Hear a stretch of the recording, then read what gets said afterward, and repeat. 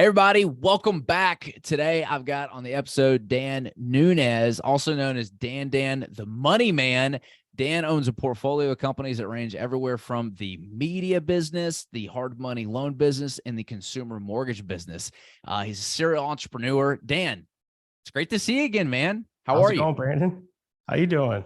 I'm good. It's good to see you. It's been a while. We met in Miami at Miami Dolphins game, and I was like, dude, we got to get this guy on the podcast. For those in the audience listening that don't know much about you, give us a brief background and kind of how you got to where you are today. Oh, geez. Well, one, I never wanted a job. I always wanted to kind of build something or be part of it at least. But see, I grew up in Jersey, studied chemistry, stayed for finance because I didn't want to go to med school. So I got my master's there, and then ended up in South Florida. After that, I was trying to figure out what am I going to do. So I found the world of mortgage lending. So I love numbers, I love people, I love real estate, but I just don't want to show homes on the weekend. And I was so burned out in hospitality, just all through those college years and high school and all that, and didn't want to work holidays and weekends. So here we are. Banker's life is what it is. And that's pretty much it. So started in residential lending. We still do that under a different brand. And then a couple of years back, we opened up closed capital. So portfolio balance sheet lending for ground up construction, fix and flip, DSCR, just general bridge. That also leads into, hard money and just capital markets in general, equity, mezz. So a little bit of everything. Dan, the Money Man is kind of what I go by. So thanks for that introduction. And, if there's money to be made, you'll find me there trying to make it work. Rock on, man. So a lot of different assortment of niches right here. I want to kind of go into the one that you mentioned first. Was you got sick of the hospitality business. So that was something that you knew you didn't want to do. Sounds like you were working in that in college. And what was it about the hospitality business that you didn't like that created that motivation that pushed you into what sounds like your first real career that you enjoyed, which was residential mortgage lending? Did I get that right? Yeah. I'll tell you what I did love about it. What I loved about it was people and just talking all day. I'm a big believer of I need to kind of figure out my end goal or end direction. I can't just take steps. I need to at least know where I want to be in what direction. Call it the law of attraction, whatever you want to do. There's so many different ways to describe it, but I like to know where I want to go. So that way, at least there's a concept of it. I can then I'll start taking my steps because I'm confident in the direction that I'm going.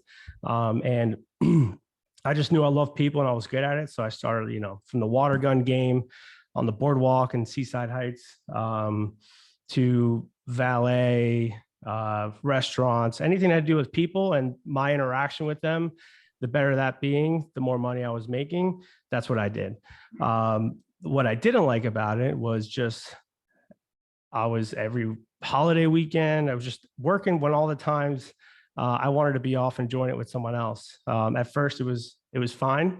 But then over time, it just became not worth it. I'd rather be with my family, be with my friends than hustling to make a dollar. And then again, that's how I, ended up in mortgage lending, was loving real estate, loving people, and just not wanting to work the weekends. I do still, it's kind of hard not to, but now I get praise for it. Thanks for answering your phone. Oh, I'm so glad you're available. I'm so sorry to bother you on a Sunday. And, I don't milk it, but it is nice to kind of feel that way. Feel appreciated for it. Yeah, you're not required to, but you get that appreciation from the customers and clients you serve that, when you are working on the weekend, they appreciate it. Yeah. Take us back to that light bulb moment when you realized okay, I need a change. I can no longer continue to work these holidays, not be present in the moments with my friends and family that are most important to me. And I guess, how did you make that switch to mortgage lending? This one's pretty easy. So I got a full ride for undergrad. And then because my track was medicine, and I was the first to graduate in my family. And so I never really understood the business world or anything. I just figured if you're good at school and you go to medicine, you're going to guarantee to make money.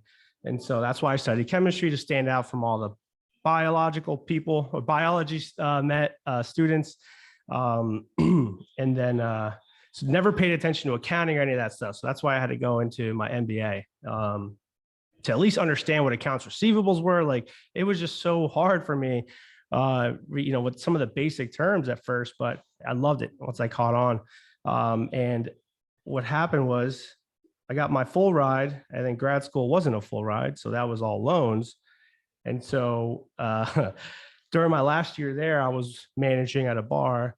So I had an MBA with $60,000 in student debt, making $10 an hour. That's kind of really what the idea bulb went off was, all right, time for the real job. My girlfriend at the time, she was finished. We're still together, but she was finishing school. So that's why I was still around for another year. But yeah, I was pretty much just searching around, looking for jobs. And then, I knew I really was interested in it when I was calling everyone I knew in real estate or lending or anything, just trying to get some feedback. And pretty much they said, as long as you pick up your phone and do what you say you're going to do, you're going to be the best lender there is. And I was like, well, that's pretty easy. Yeah, been working it ever since. Nice. So you moved into residential real estate. These were consumer loans, right? Correct. Yep. Want to buy a house, Bob and Diane, or whatever it is, Susie and Susie. Cut my teeth on FHA and VA manual underwrites. So if you don't know what that means, that's your file is too complex for the automated system to say approve or deny. Right. So lower credit score, income, assets, whatever it was. And long story short, like I just had to dig in through the guidelines and constantly know what could and couldn't be done, and push back when underwriters were asking for certain things. And I think that was great. Great opportunity to learn then, a lot of fun, I guess, just because it was just something new. I just love learning. But I think that's what kind of really drew me to be very detailed and precise and understanding the loopholes that and when, underwriters, when you should and shouldn't be pushing back to underwriting. Right. Now, you mentioned earlier that part of the motivation to get out of the hospitality is you loved people, but weren't quite sure that it was for you, working on the weekends and everything. And you mentioned having this vision, this step by step, like, hey, here's where I want to go. These are the steps to get here. Did you have that vision at this time and see the consumer mortgage business as one of those stepping stones to get there? Or were you still trying to kind of figure out what the way ahead looked like? So when I was making those calls around, right, as the first, before I understood that mortgage lending is who I want to pursue, right? Because when you first graduate, you're trying to apply anywhere and everywhere, unless you are like, you're planning and accounting, or maybe like a specific field, right? Yeah.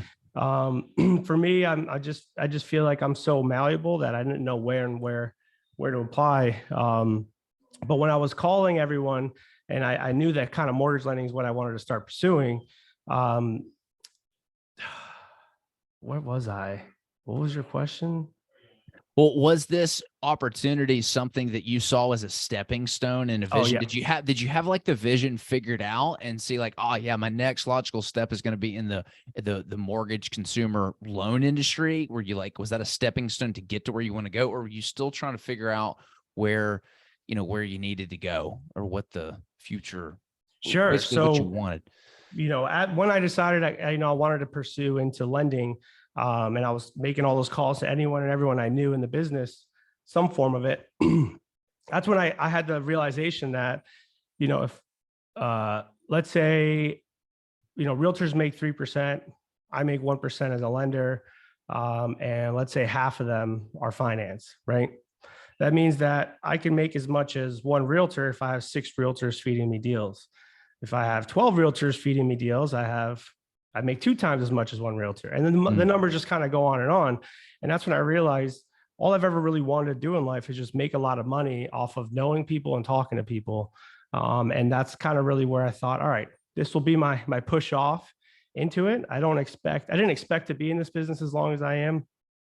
Things always kind of take longer than you expect when you're young. You always think things move a lot quicker, but as you get older, I guess time moves faster. So you don't realize how long things take. But I didn't expect to ever be just in one position, one job, one company. I've always kind of envisioned myself owning 1% of 100 companies, and just working, making money, tons of money with just all of my friends, right? Yeah. And I say 1% of 100 companies because it's, I get to own 100% of one company and do 1% of the work still. Mhm. And that's always just kind of been my concept. Now, what was the motivation, kind of shifting gears here? You've got a media company and you've also got a hard money lending company. Is one particular company like the focus, the core focus on what you're looking to grow, or are all of them kind of moving in tandem? All of them are moving in tandem. The marketing company is kind of just, it reached its initial goal, which was just to pay for our marketing with its profits, and that happened pretty quickly. And then it's the people that I'm included with on there are kind of self-sufficient. They're running on their own. I'm chiming in. If I have, our business is networking all day, and so as I come across, hey, got a new guy interested, he's ready to go, then they just set up and follow up. I'll, invite me to the initial proposal maybe or whatever, but they're just working it. So it's almost like very self-sufficient. Yeah. And they don't really even need me, which sometimes I'm like, I want to be needed, but that was the goal, right? 1% of 100 companies, and which is great. The commercial and the residential, equally important to us right now. Residential, more so at the current moment, just because we have gone through a merger. So we used to be closed mortgage and then closed capital. Closed mortgage was our residential side. Closed mortgage, we decided to hop on board and merge with a larger name brand, which is great, just because there's so many resources there, products, just the infinite scalability portion of it. And that's kind of like our near-term focus. Because once that's rolling, right, Brandon, once I become your preferred lender, because we have incentives for all of your clients that are buying your homes or whatever it is, those accounts just kind of grow, and then corporate's happy. Yeah. And then we'll just let that grow over time. So right now it's kind of just getting that off the ground and running. Closed capital is doing pretty good. We have a lot of outbound marketing and deals are coming in, and same thing there, right? What's great with investors and developers or whatever it is, as a residential lender, I have a great closing with a client. Awesome process. They're smooth. They trust me the whole way. So didn't give any problems. They then tell their friends, whatever it is. But now I'm probably not going to close that client again for another 5 years, right? Working with a developer, I probably close 5 or 6 deals with him in 1 year, or her, and, 20 or 50 or more, right? And so that's what's really great about the investment space. I love it. That was a big focus for us during the kind of great slowdown as rates increased last year. That's what we saw the business moving, that it's going to be harder and harder for people to buy. Rentals market's going to stay strong. So the people with money are the ones that are going to make money. And so how do we pivot our business and focus on growing that? And that's what we did all of last year, is kind of build up that pipeline, those networks, kind of how we got in touch. Mm-hmm. Talk to me more about the networking. So you naturally love people. I can tell this is a passion for yours, and it's probably a really big strength. There's a million different ways to skin a cat. And with marketing, everyone wants to know, what's the magic sauce? What's the secret formula with marketing? Is it SEO? Is it paid traffic? Is it whatever it is? Networking. I'm a huge fan of networking. I mean, talk to us about how you use networking to create success for you in your businesses. So before we started, before we got on this, you and I were chatting about just my general love for problem solving, right? And networking in general, you always want to ask questions, right? Just be intrigued, be interested, figure out what their background is, what they have going on, understand their business. That's what I loved about just general networking. Like when I first moved down here, I knew no one trying to sell mortgages, and all I did was just go networking. And I would just ask. It taught me so much about other industries, how they work, how the money's made, how it all works. And, it's a weird, it's a weird concept, right? But we all know that people just like doing business with people they like, right? And when you ask people questions about themselves, they start feeding you more and more, and you can dig deeper and deeper and deeper, right? So kind of like the more you ask, the more you can understand about them, and the more they share with you, the more comfortable they feel with you, right? So I would leave meetings hearing about, getting real deep into like personal life and business, or like how, their margins and things like that. And, I wouldn't even, I'd be getting back in my car and realizing, wow, we never even spoke about me, but I don't care, just because like now I feel connected with that person. And they feel connected with me as well. Yeah. And that was kind of one of the little tricks I'd get is, during my bellman days, when I was Dan the bellman, bellman and valet, was I had to like really just get deep with those clients as soon as quick as I could, from taking their bags from their car to their room. Just because if I spoke very briefly, it was a $5 tip. If I'm hearing about their graduation or maybe a divorce, unfortunately, or whatever it is, and we're talking about that in that 6-minute walk, that 5 turns into a 20, right? And so I just took that concept all the way through into business, which is just asking people, get to know them. And that drives, because as you post content, they're working with you, they're keeping in touch with you, they have a general interest with you. You could have 5,000 followers, but only 100 people see your feed. And that's because those other 4,900 aren't interacting with you. And so I think of social media as like a CRM in a way, where I just post stuff to post it, keeps people involved. I don't post my dinner unless like I made a really good juicy burger. But it's always something valuable, fun, something about my life, my dogs, my family. Every once in a while I'll drop something on the market, but it's just kind of staying in front of people. Staying in front of people. Now, what kind of process, walk us through your networking process here. So it sounds like you figured out these little tips and tricks, especially, wow, I'm just kind of amazed at the days of the bellboy. Like, you're right. You only have like 4 or 5 minutes to be with somebody. Most people might take that and say, there's no way I can, create value there, or, differentiate from other bellboys. But you got in immediately, started asking them questions, tried to hit on the, maybe the reasons why they were there, anything you could do to create that bond, create that connection that ultimately influenced your tips. What other processes or tips or tricks would you give to the audience when it comes to using networking as a tool to build their business? Listen, I'm a connector, right? The more reasons you have to talk to someone, the better, right? So as I'm asking about you and your questions, I'm thinking, who do I know, or what do I know that can help better your business or do something for you, or whatever it is? And that just feels good, right? My brain, I always kind of picture it like, Jimmy Neutron, and he's like brain blast, and his neurons are all firing. And so, I'll just instantly know, hey, so I need to introduce you to this person, right? Maybe I haven't spoken to them in 6 months, but because I asked you a bunch of questions, you gave me a reason to think about that person again, which is going to be a mutually beneficial relationship and introduction to create. So now I just did like a 3-in-1, right? I'm helping that person, reaching back out to that person, reminding them of who I am, the value I bring, and then making something happen for you, right? And so, I just think the connecting part of it, and you really don't get to connect unless you dig deep, right? Digging deep also, when I think of memories as kind of like little spheres in my head, right? And I need to try to make them as big as possible. It could be spheres or webs or whatever, right? Let's say I need to remember not to bring my phone. I need to remember to bring my phone to work today, right? Or maybe like this lens cap, right? Because everyone brings their phone. I need to bring this lens cap. I don't just say, oh, I got to bring the lens cap and figure out what I'm doing. I imagine lens cap in my pocket, walking out, feeling it as my pants tighten when I get in the car, right?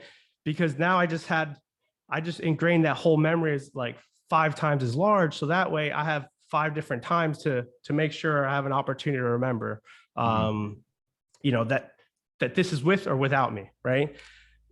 The motion of putting it in my pocket, walking with it, moving around next to my phone, it getting in my car and feeling the pressure, right? All those things, I do the same thing with people. And so when you ask and you go deep, you create a larger memory of them, and that allows that person to sit in the back of your mind for 6 months. And then you remember that they once had an aunt who worked for HR at a large company. And she knows all of these people. And the person you're talking to now, 6 months forward, is in need of that interaction. And you know that you're confident that can work out. Right. And it's all because of how much you learn. Right. Everyone needs to be a student all the way through every single day. And that's just every concept. Learn about the people you're chatting with. And if, you don't need to do the laws of numbers. The laws of numbers just kind of come. Yeah. What's interesting about what you said, I know that I used to go to conferences and networking events, and when meeting people, it was like, okay, how many people can I get my business card to? How many people? And it was like a spray and pray kind of thing. Like, I want everybody to know me, and that's going to be the best method for me, getting my product and services or building my brand out there. And I've got a buddy to this day. He still does the same thing. He's got like a stack of business cards. And it's like, how many people can I talk to? They walk around with it in their hand, right? Literally just giving out business cards to people.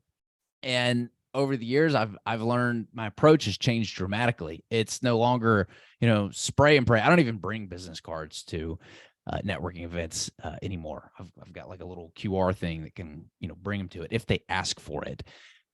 But going to these events with the intent to just connect with maybe one or two and maybe three people. If you're going to just one event, it might just be one person, right? If it's like a local meetup, if it's like a 2-day conference, okay, maybe it's 3 or 4 people. If it's like a week-long event, maybe more than that. But the goal of one, just identifying like what you want to get out of that specific event, and then trying to figure out like who exactly is it that maybe I'm targeting and I'm trying to rub shoulders with, who I'm trying to build a relationship with, and then trying to come out of those events with like a connection rather than, hey, I just gave my business cards to 20 different people. Have you had a similar experience, or what are your thoughts on that? Oh, absolutely. I mean, what I don't like is when someone like, they just trap you in the corner and they talk to you the whole time just because you're good at it and you can talk to anyone. But, I agree 100%. Just spraying and praying makes no sense. If you think about what your goals are with, how much money can you make off of one connection, right? How much do you really need out of the event, like monetarily, right? And then you think about that, and instead of just going out there without any sort of concept, you got to be targeted, like you're saying, right? Like, okay, if I'm selling, I don't know, gift bags, okay, I probably want to pray and spray, right? Because it's a niche item. The more people I meet, I'll get 3 or 4 from each of them because I'm the only one that they know. Great idea, right? But if you're, you're a mortgage lender, you probably want to do some digging, who's attending, who's going to be your top ones, and then just get 1 or 2 or try to get 1 or 2 interactions. But absolutely, something I found, I joined our Chamber of Commerce here in Fort Lauderdale is actually really cool. They're very involved in the government. They're super huge. They have like 3 events a day. It's awesome. And what's cool about Fort Lauderdale in general is nobody is from here. Everyone's a transient or a recent or at some point came. And so everyone's open, right? Where we lived in Orlando, or if you go to Boston or New Jersey or New York, probably a lot of other markets, everyone's been with their lender or they have their people for so long because they've either grown up there and lived there. And, here everyone's new and just always open to it. But in my chamber, if there's an event you go to and it's consistent monthly or whatever it is, it's going to be a little bit of you're the only one in there, and there's some groups and some people in there already interacting. You feel kind of left out because they have relationships. Well, guess what happens after you attend 5 or 6 times? You become the person that's part of these groups, right? And so if you can go 5 or 6 times and connect with 1 or 2 people each time, before you know it, you were going to walk in the room and people are going to say, Dan, the mortgage man, because that's what they did. Everyone from like the mayor to like commissioners and these large business owners just because of, consistency, showing up and, leaving an impact with whoever it is that you meet. That's kind of the most important part. So also taking the time to put in the consistency that it takes to build those relationships. I'm very curious. I got like 2 follow-up questions here. One is do you have like a strategy for specific events that you're targeting, or is kind of everything fair game? I'll be honest. I used to do a ton of marketing. I mean, ton of networking, right? My networking now kind of comes through introductions, just like Yeah. over the phone stuff, Yeah. business, right? Um, Strategy for specific events. Yeah. I mean, you don't want to bumblebee market. You don't want to waste your time. Sometimes the crappy events, right? Where the Mhm. people just, they don't look like they're what works for you. Those are good to start, right? You warm up, get used to it, talk to people that don't work for you, because then you can talk about stuff that's not about your business, right? And you Yeah. can get used to having conversations in a suit or dressed up that doesn't have to deal with your business.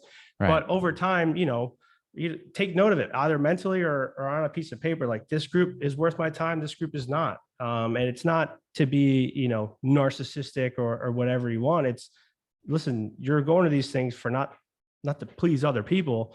You're going for yourself to generate yourself some business. And you need to be honest with yourself there. Yeah, typically when I'm networking, it's, having a really good introduction, like what I do. That person should immediately know within 20 seconds, what exactly is it that I do? And I'm always very interested. I kind of cut straight to the point and I'm like, hey, what do you want to get out of this event? And then I get to know them, their business. Okay, what are the bottlenecks in your business I right see. now? Or what are the bottlenecks in this? And I'm searching for what they need, because like I'm You like, probably know someone else in the room I that can might know help them. some. Yeah, it's all about like, how do I create value for the group? That's what I've noticed with networking events and mastermind events, is the people who get the most out of it are usually the people who contribute the most. And you contribute the most by understanding what the individual needs of the group are, and basically creating or bringing or introducing them to solutions to those needs. And then you kind of become the go-to in the group whenever that entire group happens to meet somebody that, again, maybe it's an investor, maybe it's someone looking for a mortgage loan, maybe it's looking for someone a hard money loan. Like that whole group, because you've provided value, is now referring people to you. And that's how you create like an amazing network. One of the things I really like that you did that I really want to kind of pull out is the fact that in your mortgage business, you focused more on people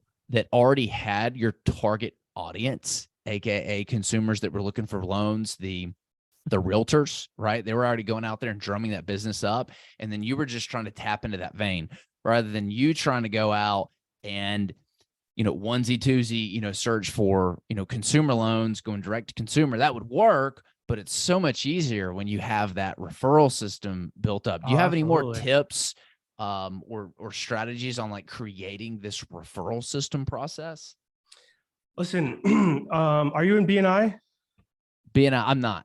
Okay. Are you familiar with it? What is BNI? BNI is a networking group, all over the place. Some people are super like, you know, just BNI Bible thumpers, right? That they just live and die by it. But in general, it's pretty cool. They have a lot of theory behind it. They have thousands of chapters around the world. But Oh, you have a wow. networking group, one person per industry, and the idea is, they've been vetted, and so these are people you trust, and you meet weekly. You send referrals to each other. You have an ask, whatever it is. Inside of BNI, we have a power team, right?